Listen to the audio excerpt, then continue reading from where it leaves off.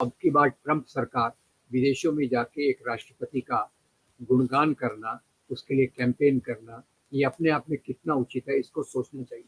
दूसरा मैं जी। आपको याद दिलाऊंगा, 2015 में कोरिया में, सोल में, कोरिया में। हाँ, उन्होंने बयान दिया कि भारत के लोग, ये 2015 की बात है जब उसी समय वो सत्ता में आए थे, उन्होंने बयान दिया कि भारत के लोग ज्यादातर सोचते हैं हम कितने अभागे हैं, हमने हम्म। पिछले जन्म में क्या पाप किया था जो भारत जैसे हम्म। देश में पैदा हो गए। ये उनका हम्म। बयान है। और ये देश की बदनामी है, सरकार की बदनामी नहीं है। जी। राहुल गांधी ने जो किया वो सरकार का की आलोचना की है। हम्म। मोदी जी ने ये अपने बयान में देश की आलोचना की। एक लोकसभा का सांसद है जिस पर आरोप लगाए जा रहे हैं, और लोकसभा में उसको अपनी बात रखने का अधिकार नहीं दिया जा रहा। लोकसभा में इस प्रकार का डिस्टर्बेंस किया जाता है कि सदन चले ही नहीं। स्पीकर भी इनका है, बाकी चीजें भी इनका है। तो राहुल गांधी स्पष्टीकरण कहाँ दे। सबसे पहले भारत के लोकतंत्र पर जिन्होंने कमेंट की थी, जिन्होंने एक टिप्पणी की थी, उनका नाम था लाल कृष्ण आडवाणी। वो। अगर आपको याद हो तो उन्होंने कुछ सालों पहले कहा था कि भारत में अनडिक्लेयर्ड इमरजेंसी, अघोषित आपातकाल है। ये लाल कृष्ण आडवाणी जी ने कहा था।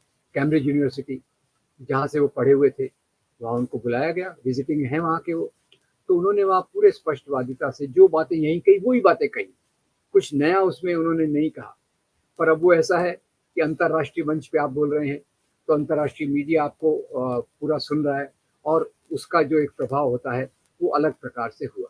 अब उन्होंने बात तो यही कही, आरएसएस के बारे में कही, कहा कि आरएसएस का जो वर्चस्व है हमारे संगठनों पर बढ़ता जा रहा है, अंदर से भी है, बाहर से भी बढ़ता जा रहा है। फिर उन्होंने दलितों पे होने वाले अत्याचार की बात की, महिलाओं पर होने वाले अत्याचार की बात की, और इसी के साथ साथ उन्होंने इस बात को कहा कि भाई ये भारत का लोकतंत्र कमजोर होता जा रहा है। एक महत्वपूर्ण बात उन्होंने कही कि भारत का लोकतंत्र अगर कमजोर होगा तो इसका प्रभाव विश्व के बाकी देशों पर भी होगा। जो भी महिलाओं पे बलात्कार होता है, दुष्कर्म होता है, उसका नाम लेना गलत है। ये जी। हमारे जो निर्भया कानून। के बाद और जो हमारा कानून है उसमें ये गलत है। तो पुलिस को अगर जांच करना है तो खैर उनके पास बहुत सारे मैकेनिज्म है। वो राहुल गांधी को एक ईमेल लिख के पूछ ले सकते थे कि इसको विस्तार में बताइए कि आप कहीं महिलाओं का कोई खास एरिया है तो हम जाके पता करेंगे, वो कर सकते थे। उसके बदले इतनी बड़ी संख्या बल में उनके घर पहुंच गए। ये मेरे ख्याल से एक प्रकार से कदम था जो उचित नहीं था।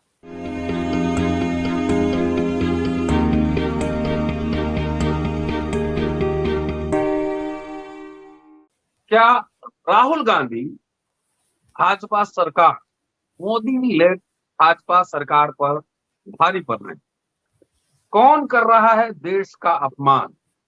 क्यों पहुंची दिल्ली पुलिस राहुल गांधी के घर पर?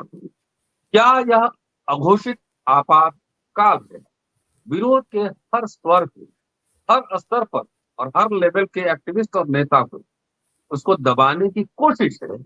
क्या यह शक्तिशाली शासन का प्रतीक है, इंडिकेटर है, या शासन डरा हुआ लग रहा है?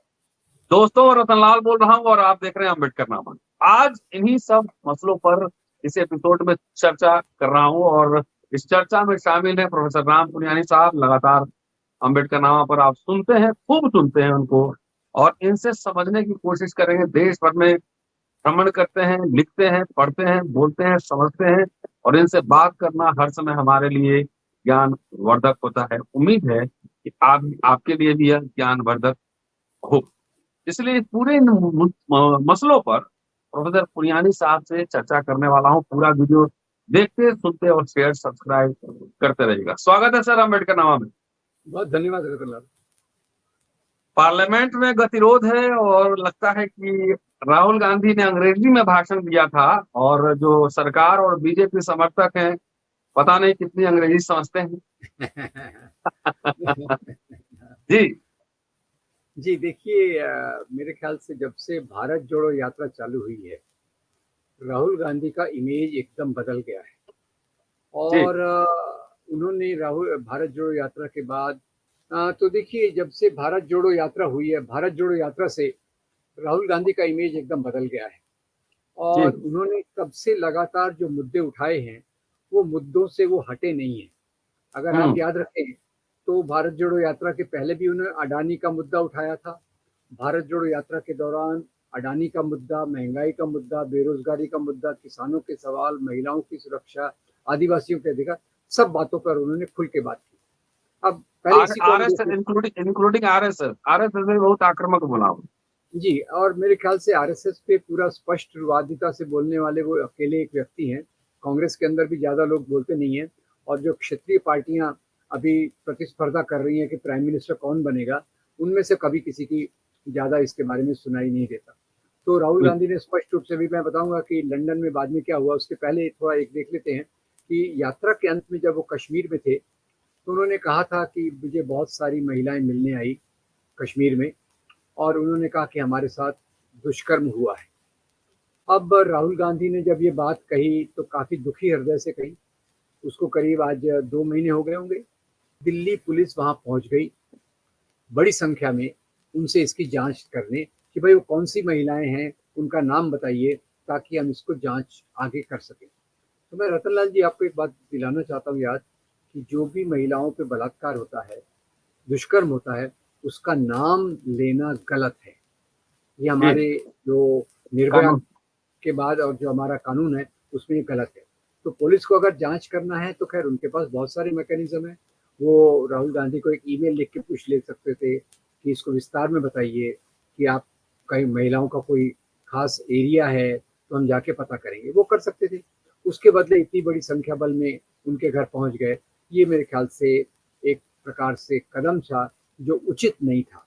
और वो उसके पीछे और बहुत सारी बातें हो गई। तो ये उनकी भारत जोड़ो यात्रा से जुड़े हुए मुद्दे को उन्होंने फिर से आज जिंदा करने की कोशिश की।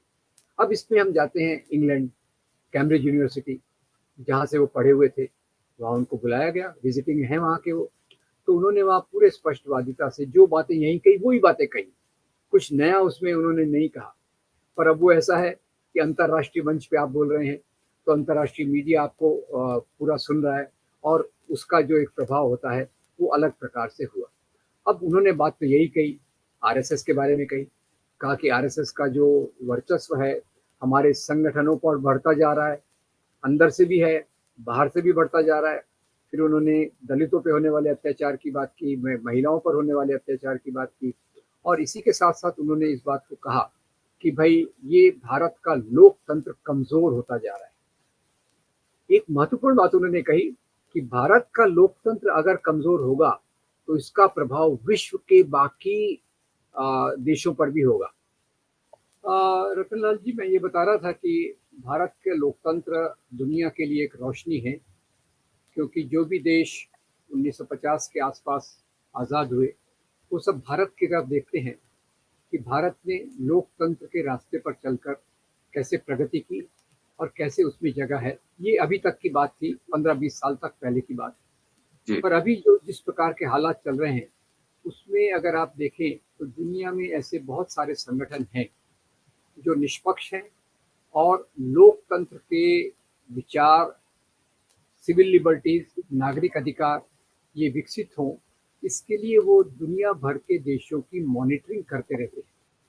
तो राहुल गांधी पर तो आक्षेप लगाया जा रहा है कि वो लोकतंत्र की हदों को पार कर रहे हैं, वो उनको उनकी लोकसभा की सदस्यता को रद्द कर देना चाहिए। पर मैं आपका थोड़ा ध्यान दिलाना चाहता हूँ कि भले ये संगठन दुनिया भर के हैं, पर वो किसी एक देश की डोरी से बंधे नहीं हैं। वो अपनी सरकार का प्रतिनिधित्व नहीं करते, सरकार का प्रतिनिधित्व नहीं करते। उनका मुख्य रुचि ये है कि दुनिया में जो लोकतंत्र के मूल्यों का विकास हो रहा है, उसके पायदान पे अलग अलग देश कैसे कैसे चल रहे हैं। तो मैं आपको 4-5 बताना चाहूँगा। एक संगठन है फ्रीडम हाउस, ये सिविल लिबर्टीज की मॉनिटरिंग करता है, और वो कहता है कि भारत अब पूरा फ्री नहीं है, ये पार्टली फ्री है। और इसके हम्म। पहले मैं एक बात और जोड़ दूं कि सबसे पहले भारत के लोकतंत्र पर जिन्होंने कमेंट की थी, जिन्होंने एक टिप्पणी की थी, उनका नाम था लाल कृष्ण आडवाणी। वो अगर आपको याद हो तो उन्होंने कुछ सालों पहले कहा था कि भारत में अनडिक्लेयर्ड इमरजेंसी, अघोषित आपातकाल है। ये लाल कृष्ण आडवाणी जी ने कहा था, ठीक है। तो अभी मैं हवाला दे रहा था फ्रीडम हाउस का। उसके बाद एक और संगठन है, economics intelligence unit, economics intelligence unit, और ये रैंकिंग करता है और वो कह रहा है कि भारत की डेमोक्रेसी में कमजोरी आ गई है। अंग्रेजी में शब्द है फ्लॉड डेमोक्रेसी, फ्लॉड डेमोक्रेसी। और इसके अनुसार 2014 में लोकतंत्र के मानकों पर, लोकतंत्र के पैरामीटर्स पर भारत 27वें स्थान पर था और अभी वो 46वें स्थान पर गिर गया है। दूसरा देखिए, एक है Cato Human Freedom Index, Cato Human Freedom Index. ये 2015 में कहता है कि भारत का लोकतंत्र दुनिया में 75वें स्थान पर है, 75, और अभी इसकी जगह हो गई है 2020 में 111। फिर वीडेम नाम की एक संगठन है स्वीडन में, वो कहती है कि भारत का जो लोकतांत्रिक इंडेक्स है वो 108वें स्थान पर गिर गया है। फिर वर्ल्ड वर्ल्ड फ्रीडम का एक और संगठन है, वो तो भारत को 150वें स्थान पर रखता है।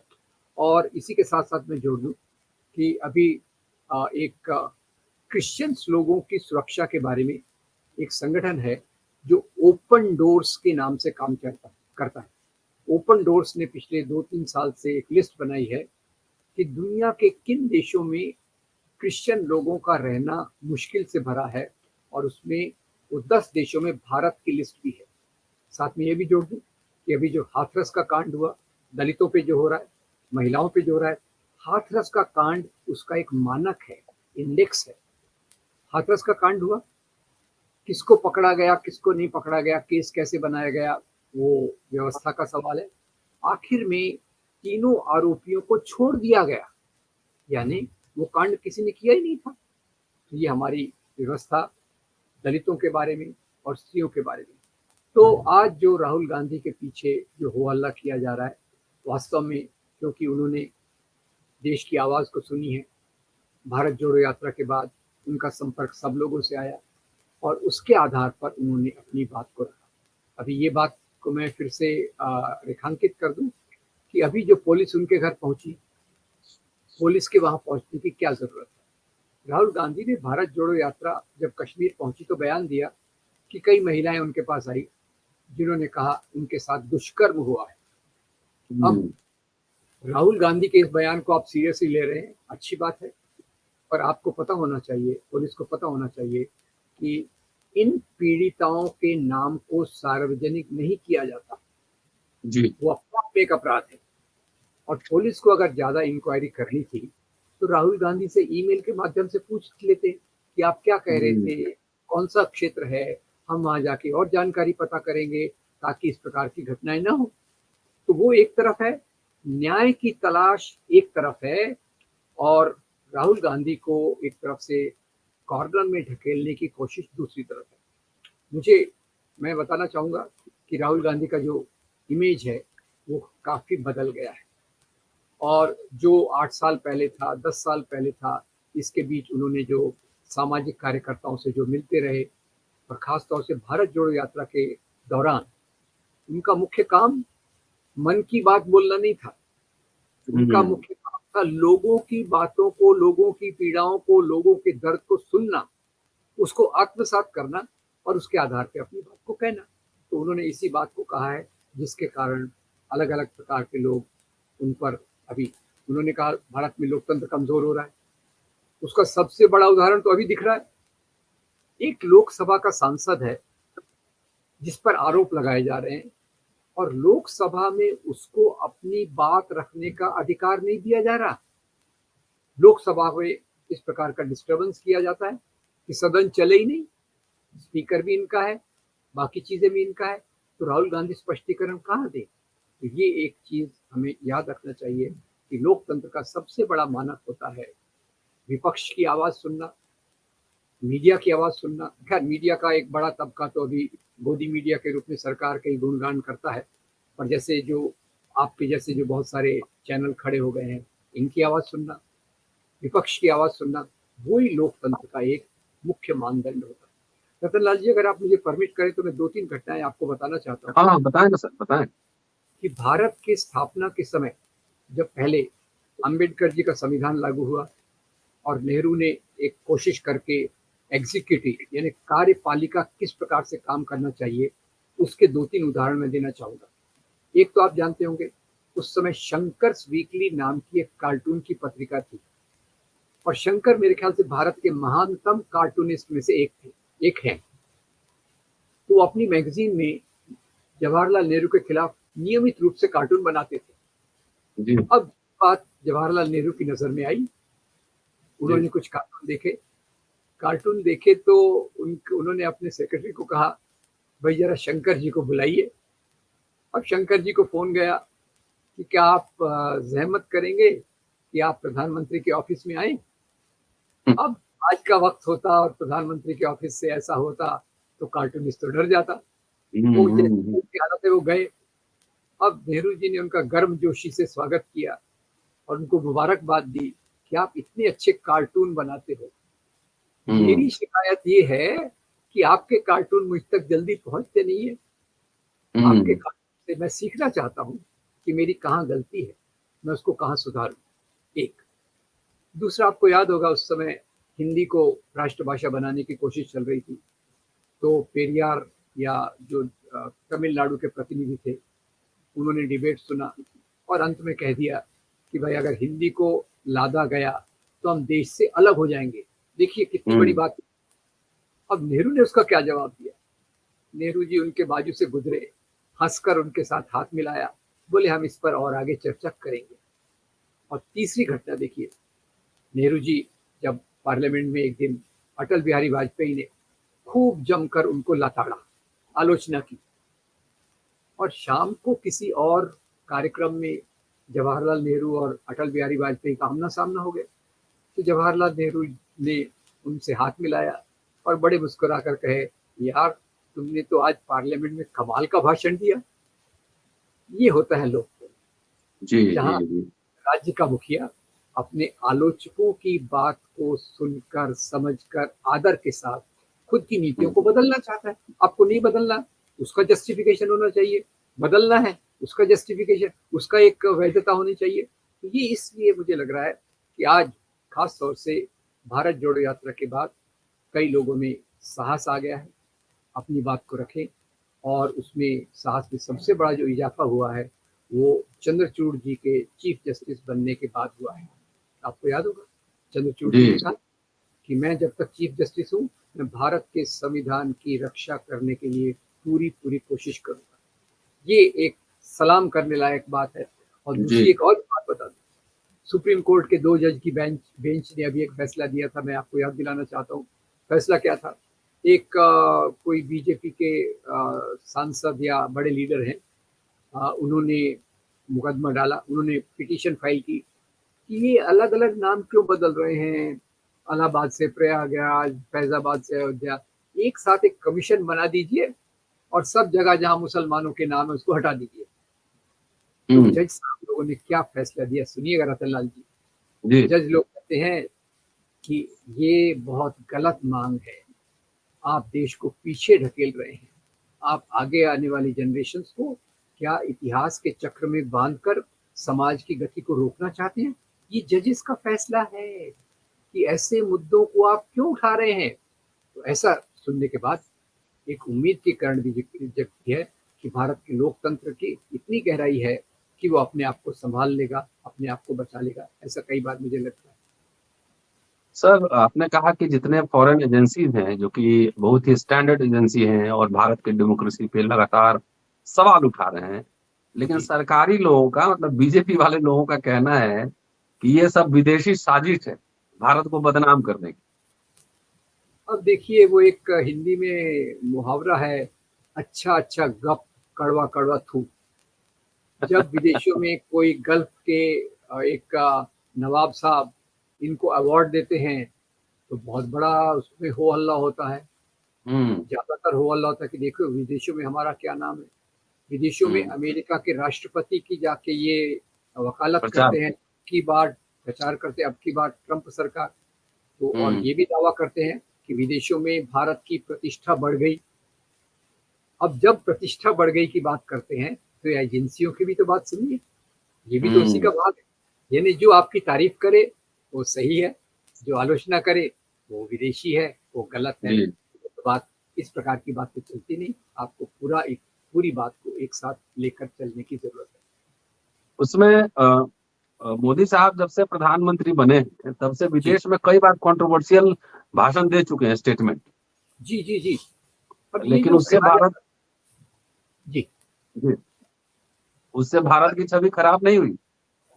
अब देखिए, मुझे ज्यादा तो याद नहीं है। एक तो अब की बार ट्रंप सरकार विदेशों में जाके एक राष्ट्रपति का गुणगान करना, उसके लिए कैंपेन करना, ये अपने आप में कितना उचित है, इसको सोचना चाहिए। दूसरा मैं जी। आपको याद दिलाऊंगा, 2015 में कोरिया में, सोल में, कोरिया में। हाँ, उन्होंने बयान दिया कि भारत के लोग, ये 2015 की बात है जब उसी समय वो सत्ता में आए थे, उन्होंने बयान दिया कि भारत के लोग ज्यादातर सोचते हैं हम कितने अभागे हैं, हमने हम्म पिछले जन्म में क्या पाप किया था जो भारत जैसे हम्म देश में पैदा हो गए। ये उनका हम्म बयान है। और ये देश की बदनामी है, सरकार की बदनामी नहीं है। जी। राहुल गांधी ने जो किया वो सरकार का की आलोचना की है। हम्म मोदी जी ने ये अपने बयान में देश की आलोचना की।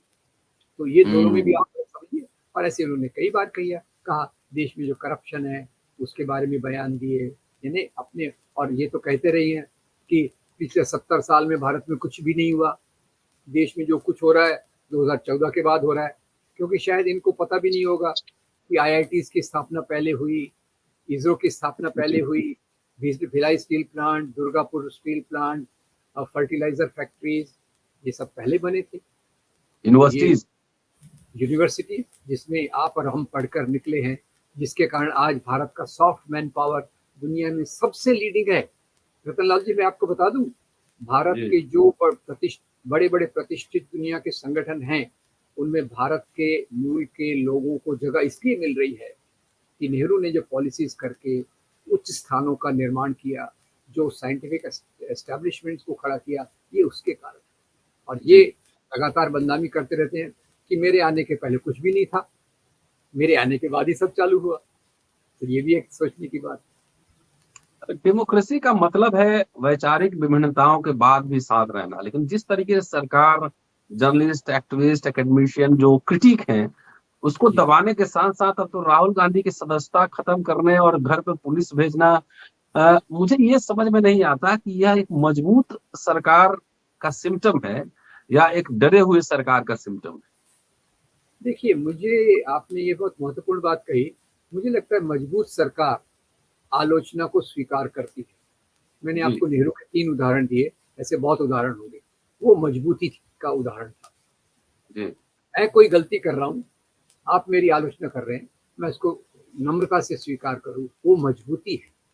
जी। और जब मैं डरा हुआ रहूंगा, आपने थोड़ी भी मेरे खिलाफ बात की, मैं तुरंत आपके खिलाफ उखड़ जाऊंगा, वो मेरी कमजोरी की निशानी है। तो जी। सरकार का भी यही है। सरकार जब डर गई, जब कुछ सालों से पहले तक तो कोई विपक्ष के बाकी नेता तो सरकार की आलोचना ज्यादा करते नहीं है। वो तो अपने जी। क्षेत्रों में अपने सत्ता के केंद्रों को मजबूत बनाने में लगे हुए हैं।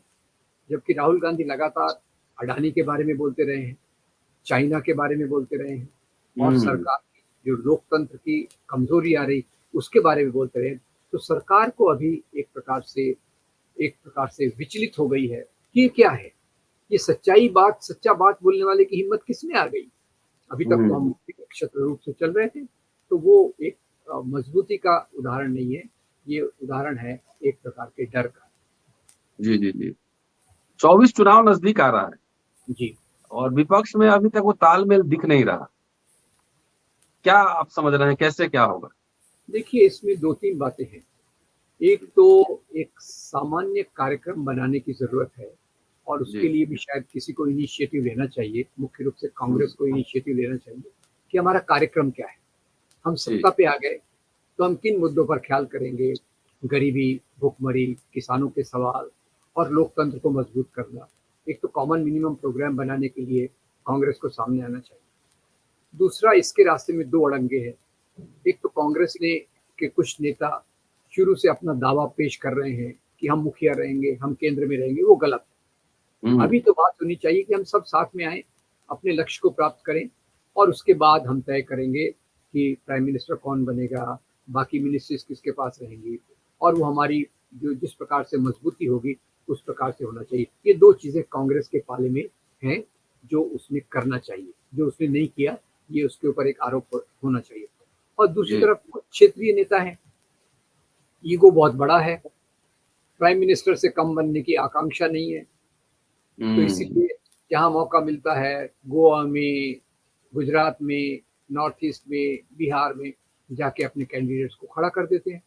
अब उनको पता है वहाँ जीतने वाले नहीं है, ये कैंडिडेट्स को खड़ा करने के कारण भाजपा मजबूत होगी, उनको वो जानते हैं, वो इस बात को मेरे और आपसे ज़्यादा जानते हैं, तो उनके क्या इरादे हैं ये भी एक सोचने की बात है। तो इनके राजनीति में आना ये समर्पण के लिए होना चाहिए, राजनीति में आना देश की बेहतरी के लिए होना चाहिए। ये अगर विपक्ष के कुछ नेता समझें तो फिर वो भी इस बात पे आएंगे कि ठीक है हम मिलकर चुनाव लड़ते हैं, प्राइम मिनिस्टर कौन बनेगा, सबसे बड़ा नेता कौन होगा, उसके बारे में हम बाद में भी फैसला कर सकते हैं।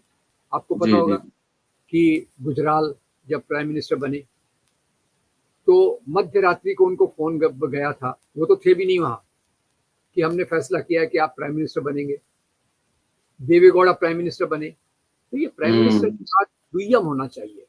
जो अभी कुछ लोग मन के मन लड्डू पाल रहे हैं कि अब तो भाई राहुल गांधी तो कुछ है ही नहीं, ये तो पप्पू थे, ये 2 दिन के हैं, तो प्राइम मिनिस्टर बनने का अधिकार तो मेरा है, मैं तो उम्र में बड़ी हूँ या बड़ा हूँ, तो मैं तो ज़्यादा असरदार हूँ, कभी कभी बीच बीच में तारीफ आरएसएस की भी तारीफ कर देती हूँ, तो मेरा तो हक ज़्यादा है। ऐसे भी लोग राजनीति में, तो ये हमारे दुर्भाग्य का मौका है और उसके लिए मेरे ख्याल से कांग्रेस ने इनिशिएटिव लेना चाहिए, कांग्रेस ने पुल बनाना चाहिए कॉमन मिनिमम प्रोग्राम के लिए और बोले प्राइम मिनिस्टर का मामला हम भविष्य के लिए छोड़ दें, प्रोग्राम सही रहा तो प्राइम मिनिस्टर ऑटोमेटिकली अच्छा बन जाएगा।